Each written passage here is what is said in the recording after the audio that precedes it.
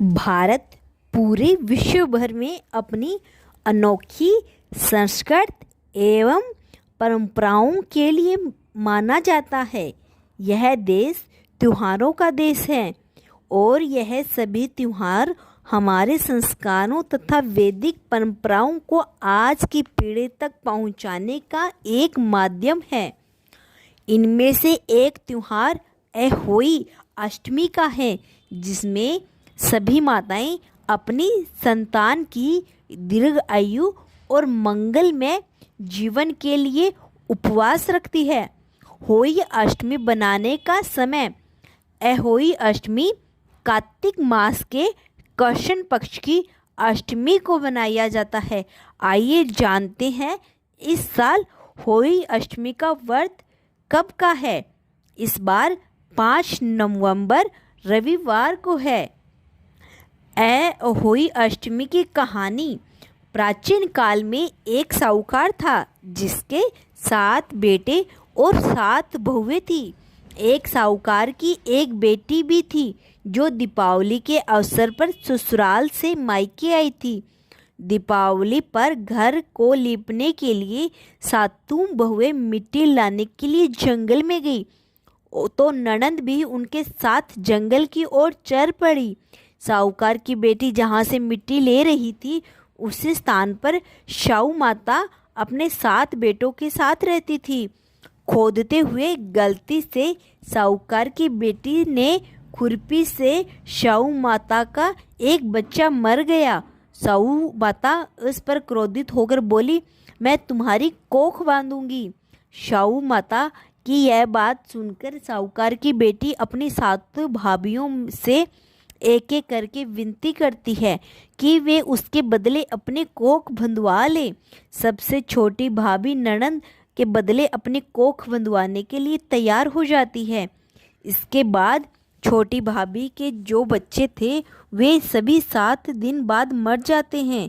7 पुत्रों की इस प्रकार मृत्यु होने के बाद उसने पंडित को बुलाकर उसका कारण पूछा तो पंडित ने सुरी गाय की सेवा करने की सलाह दी। सुरी सेवा से पसंद होती और उसे साहू के पास ले जाती है। रास्ते में थक जाने के कारण दोनों आराम करने लगती है। अचानक साहूकार की छोटी बहू की नज़र एक और जाती है। वह देखती है कि एक सांप गरुड़ पंखनी के बच्चे को डसने जा रहा था और वह सांप को मार देती है। इतने में गरुड़ पंखनी वहां आ जाती है और खून बिखरा हुआ देखकर उसे लगता है कि उस छोटी बहू ने उसके बच्चे को मार दिया है। वह उस पर छोटी बहू पर चोंच मारना शुरू कर देती है। छोटी बहू इस पर कहती है कि इसने तो इसके बच्चे की जान बचाई है। गरुड़ पंखनी उस पर खुश होती है और सुरही सहित उसे साहू के पास पहुंचा देती है। साहू माता छोटी बहू की सेवा से पसंद होकर उनके 7 पुत्र और 7 बहू होने का आशीर्वाद देती है। साहू के आशीर्वाद से छोटी बहू का घर पुत्र और पुत्री की वधुओं से भरा भरा हो जाता है। होई अष्टमी का अर्थ एक प्रकार से यह भी होता है अनहोनी का होनी बनाना, जैसे साहूकार की छोटी बहू ने कर दिखाया था। दूसरी कथा एक ये भी है। दंत कथा के अनुसार एक बार एक औरत अपने 7 पुत्रों के साथ एक गांव में रहती थी। एक दिन कार्तिक महीने में वह औरत मिट्टी खोदने के लिए जंगल में गई।